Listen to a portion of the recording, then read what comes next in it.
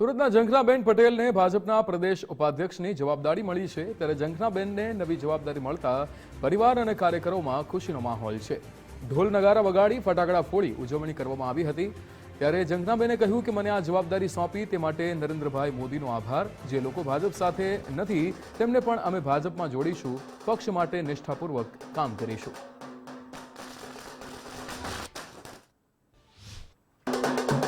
आदरणीय नरेंद्रभाई मोदी साहेब અને આદરણીય અમિતભાઈ શાહ સાહેબે જે સમગ્ર ભારતમાં જે ભારતીય જનતા પાર્ટીને મજબૂત કરવા માટેના જે પ્રયાસો કર્યા છે તેમાં આજે પહેલા ધારાસભ્ય હતી ત્યારે વહીવટનું કામ કરતા હતા, હવે સંગઠનનું કામ કરવાનો મોકો મળ્યો છે। આદરણીય જગદીશભાઈની ટીમમાં નવી ટીમમાં જ્યારે મને ઉપપ્રમુખનો એ મળ્યું છે તો ભારતીય જનતા પાર્ટીને કઈ રીતે મજબૂત કરી શકાય તેના માટેના પૂરતા પ્રયાસો કરીશ।